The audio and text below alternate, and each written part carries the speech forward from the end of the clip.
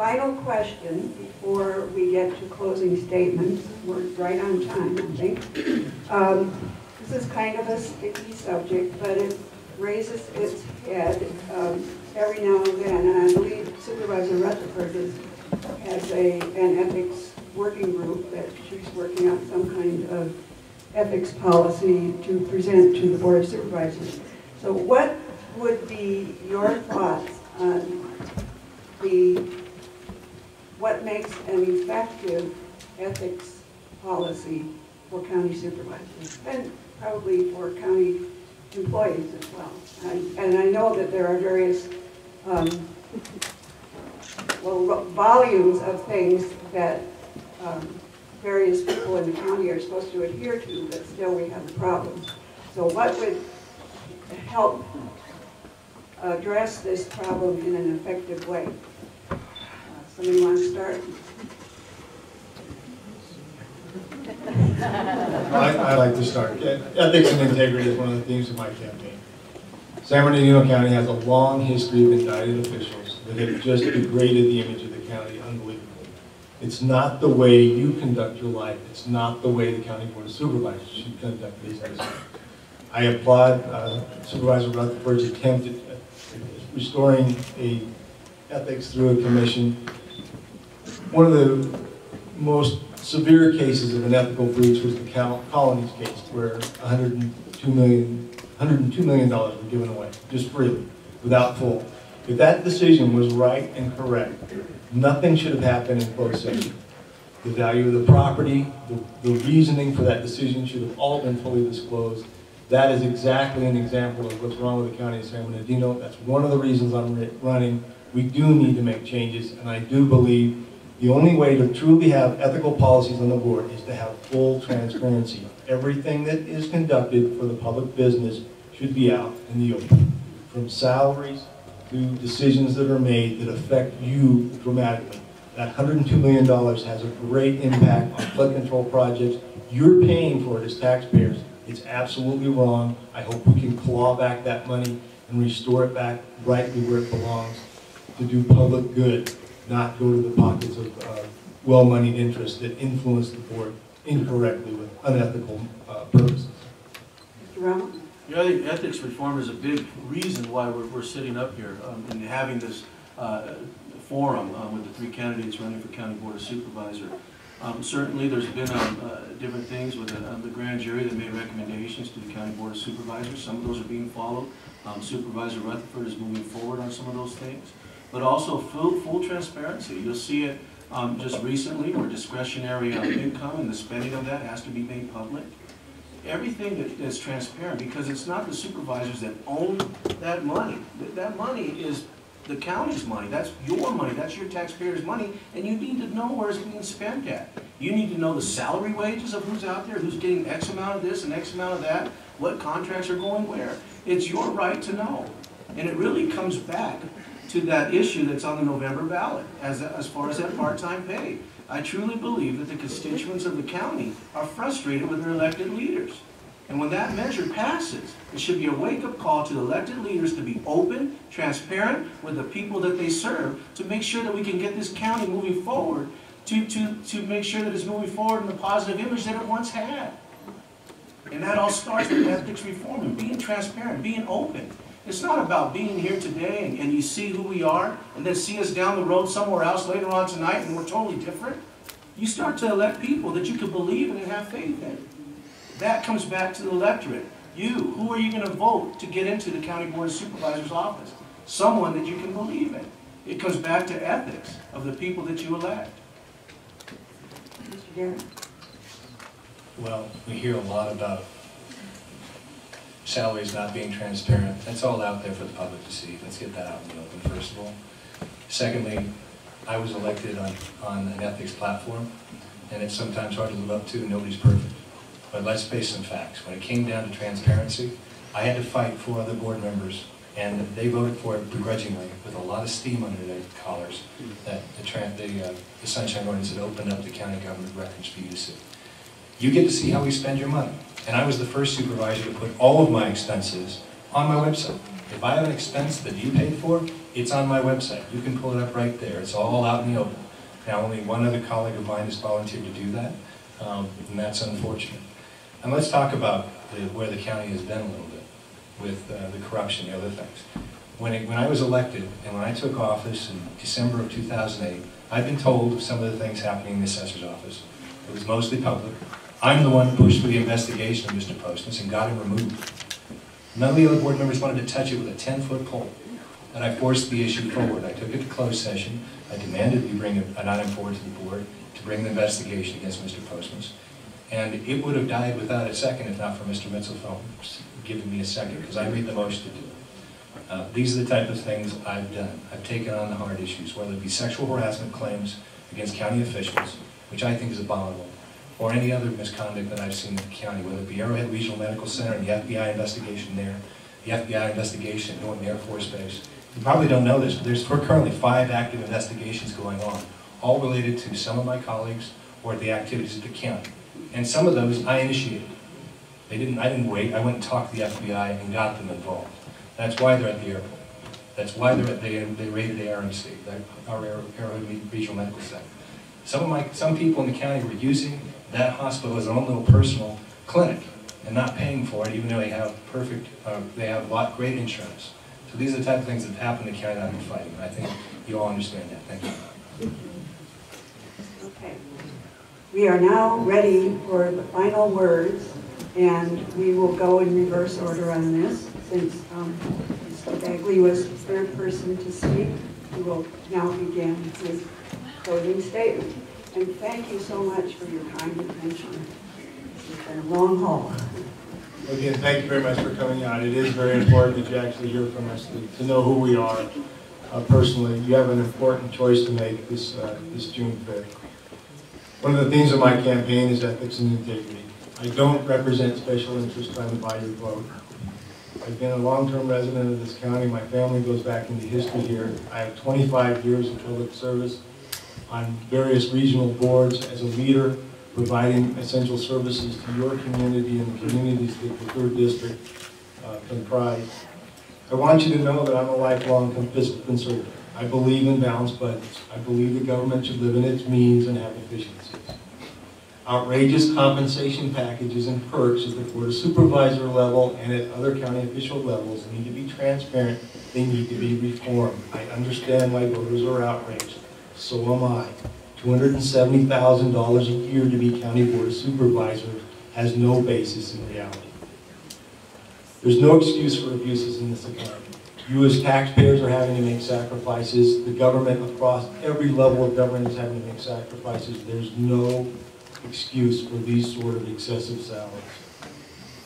As a past president of the County Transportation Commission, LAFCO, and the Airport Commission, I have leadership experience to hit the ground running as a board of supervisor. This is really an important election for you. I ask for your support. My campaign is about creating positive, constructive change for San Bernardino County. We can do better. I ask for your vote. I'm Jim Bagg.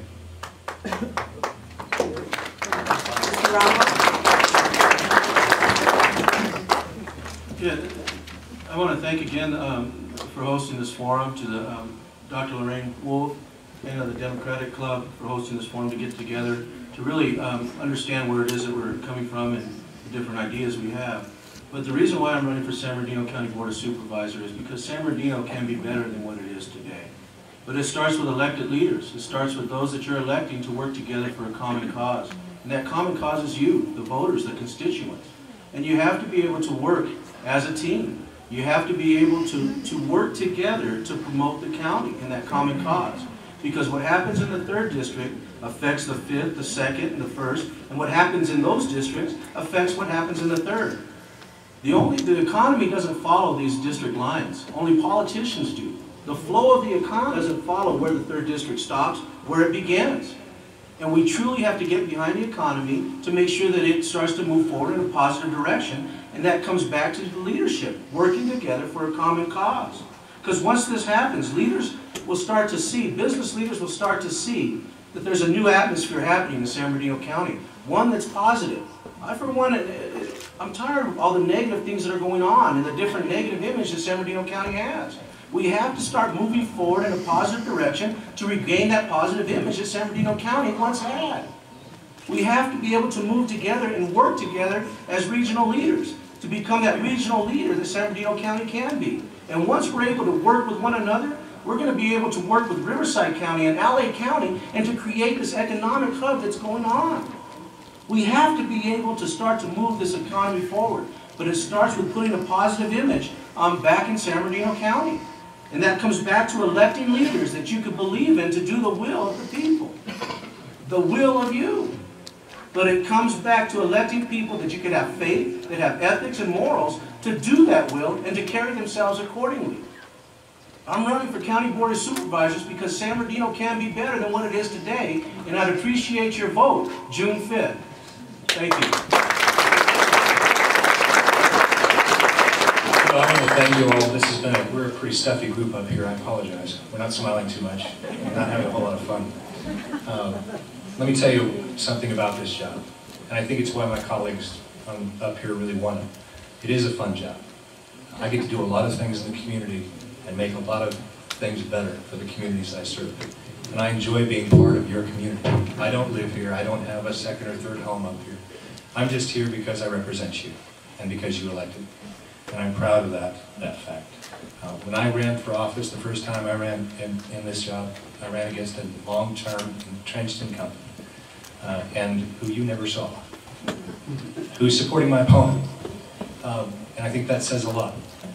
I'm here to do the job you assigned me to do, whether it be Moonman General Park and getting that project, which was basically dead, back up and running and moving forward for the community, or getting something as simple as clean water to a little town called Pioneer Town in Yucca Valley.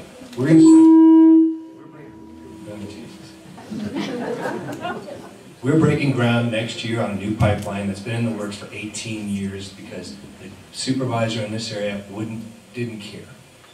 They're going to have fresh water next year. They can't drink the water right now. It's got arsenic and uranium in it. That's the kind of issues that I've been dealing with on a personal level. And these are the type of things that are important that you know that I listen, that we get it. I've got staff that gets it. We work with you when you have complaints, when you have concerns. But like I said, this really is a fun job where you get to get things done. And it's not always, and to say we don't work together on the board, like I said, actually it's more like 99% of the work we do is on consent. There's no disagreement. It's only the 1% where there's pushing and pulling and somebody's trying to steal something from somebody else's district. Most of the time it's money. And that happens quite a bit at the county. And that's something I'm going to protect for you, because these are your dollars. The TOT taxes, transient occupancy tax we collect in your community needs to stay in your community, not get shoveled into the general fund and lost forever. Because once you lose it, you'll never get it back. We need to protect CDBG funding for our communities, for brick and mortar projects in the district. Not just see it folded into the general fund and spent wherever the CEO wants to spend it.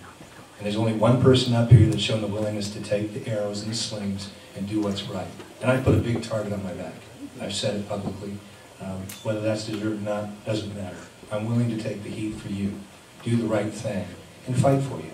And I hope that's why you'll re-elect me, because I hope to have another 4 years to fight for you down in San Bernardino County and other areas, whether it be the state fire tax that they're trying to impose on you, that I've been fighting with the Howard Jarvis Taxpayers Association, or the other crazy state regulations they keep trying to throw at us.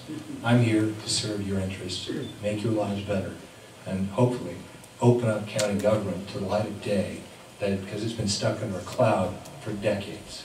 So thank you very much for your time. Thank you for the forum. God bless you this evening. Have a safe trip home.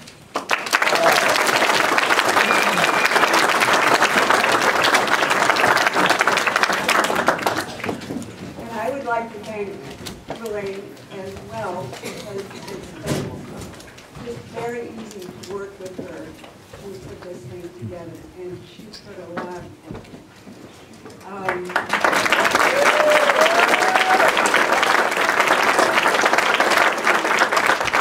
and you should give yourselves a big hand. This was a wonderful audience. You paid attention. You didn't get negative. It was really a pleasure to have you all here. Give yourself a big hand.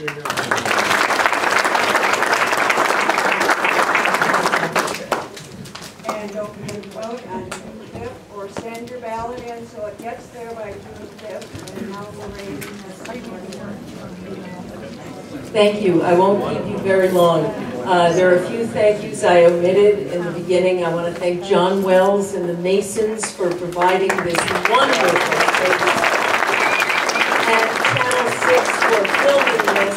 I want to thank Gloria for the wonderful job she did in trying to assemble all of this. I want to thank the three of you for educating us tonight. You were willing to come up here again to make the trip, to share with us who you are, what it is you want. And I think all of us have a better idea of, more information on the choices that we need to make. We also learned a lot about what the Board of Supervisors does. I frankly had to research it myself because it wasn't immediately clear, but it's quite fascinating, and I'm sure that all of you would be willing to communicate further in the future with whomever gets this position. Thank you so much, gentlemen, and thank you, my fellow Big Bearites, and all of the people. Oh, and yes, and I want to thank the City Council members who are here tonight. I thought I heard that Bill Yan was here. Mayor Bill Yan, yes, there he is. Hi. Thank you for coming. Liz Harris, thank you very much for coming. Is there anyone I've omitted? Oh, Dave Corretto. Hi, thank you. Thank you so much for coming. And I think one of our... CSD. Oh, and CSD, some of the CSD board are here as well. Come on, Larry. Thank you. We are one community, even though we sometimes separate ourselves east and west. I think our future is in aligning together, speaking to each other, listening to each other, and seeing how much further we can go into the future together. Thank you, ladies and gentlemen.